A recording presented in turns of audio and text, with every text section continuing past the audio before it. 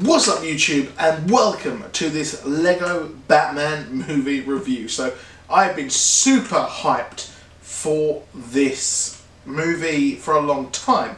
I was a huge fan of the Lego movie, the first one that came out a few years ago, and I absolutely love Lego, and I love the Lego games. I pretty much play every single Lego game that comes out, and I'm pretty addicted to Lego Dimensions at the moment. So it is pretty much what I love more than anything is DC and Lego. And also we've got Will Arnett, who is just one of the funniest actors I think in comedy today.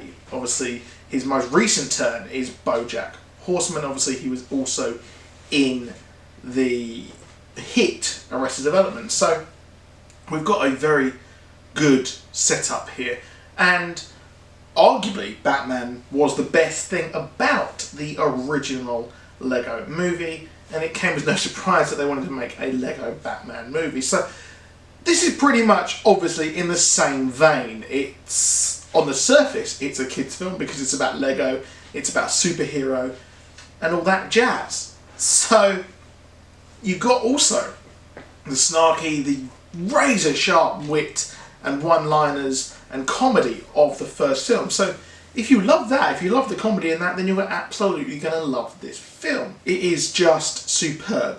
Now, I won't go into spoilers just yet. At the end of this video I'm going to go over some Easter eggs as well, and some references, so I'm going to leave that till the end. So this first part will be spoiler free. Now, the Batman and Joker are the iconic pair of villains. So this is, from the trailer we saw, it's going to be Batman versus the Joker, and surprisingly they get very, very deep in this movie. This movie gets incredibly deep into the psychology of Batman, and weirdly this kids film has got into the psychology and the issues that Batman faces more so than any other film. They reference very briefly, we have the, obviously the most notably at the moment, we have Batman vs Superman, we have The Dark Knight, we have The Dark Knight Rises, Batman Begins, the Tim Burton films, of course, they're all referenced in this film, they are mentioned and seemingly are canon in this, so it's a bit odd that they do this. But this film is known for breaking the fourth wall as well, as we saw in the Lego movie. So the relationship between the Joker and Batman is explored even better than the Tim Burton films, and sometimes better than the actual comics.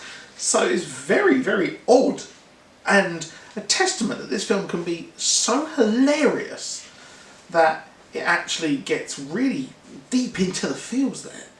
And the way that also Dick Grayson comes into this film is hilarious, and the voice cast is superb. I didn't realise until the end credits that Zach Galifianakis was actually playing the Joker, which is a pretty interesting choice. I think they did a good job. The whole film actually is just one of the best Batman stories, albeit we do have an incursion from the Phantom Zone, which features some of the other Lego properties. We have Gremlins, Voldemort as well.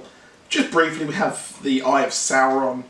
This is possibly due to the Lego Dimensions thing that we get, and also obviously in the story of Lego Movie we saw all of the properties that they have. So it's not just a Lego Batman movie, this is very much a Lego story. And there are absolutely influences and references every 5 seconds.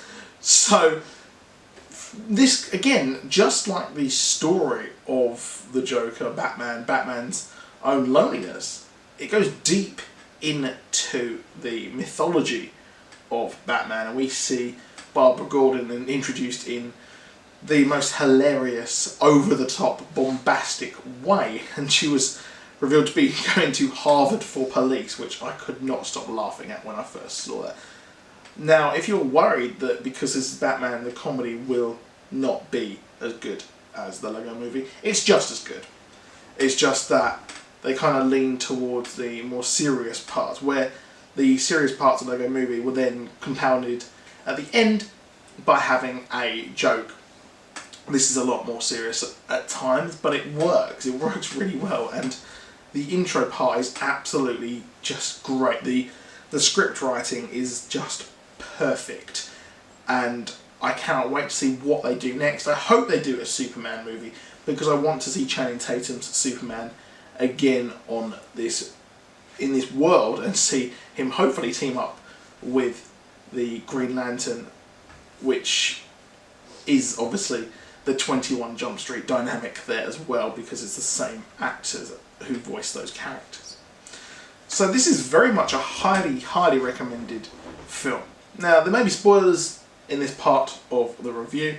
Now, I'm going to go over some Easter eggs. Well, Barbara Gordon comes into this film. She becomes the Commissioner. And, well, she comes into this from Bloodhaven.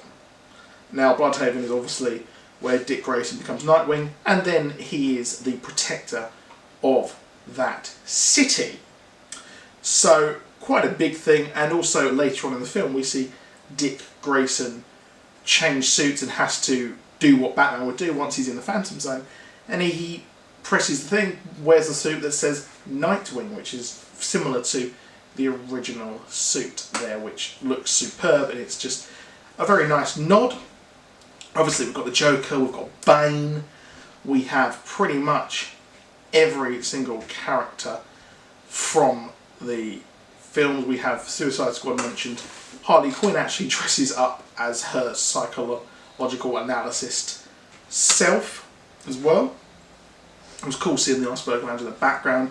We have Ferris Airlines as well. And also we have Eggman, who from the original series of the Batman, so we've got the 60s version there, which you would be forgiven for thinking it would be one of the ones that was actually made up. So we have quite Condiment Man, but no, this was Vincent Price, the master of horror there, who was playing this role in the Batman, and not the animated series, sorry, the psychedelic, crazy Adam West version. So a very deep cut Easter egg there. We have the shark repellent spray from obviously the Batman original movie, the crazy 60s one again. We also have the Super Friends, the Justice League there as well, who have left out Batman, and when they're taking the photo they actually say Super Friends, which is the original name for the Justice League, of course. We also get the Fortress of Solitude, which is where they want to get the Phantom Zone gun from, and we actually see that in there, as well as we see the Phantom Zone, which was a very weird choice and a really interesting MacGuffin. Talking of MacGuffins, I loved at the start of the film when we saw the plane that was taken over by Joker and the rest of the villains. Well, it was actually called MacGuffin Airlines, which is a MacGuffin, kind of a plot point, kind of very meta joke there as well, which I thought was really, really funny. Also saw Mr. Freeze in there as well. Just crazy amounts of references in this film, which is just superb. So that's it for this video. Please do drop a like if you enjoyed this. Please subscribe as well to not miss anything. And also, I'll see you soon. Goodbye.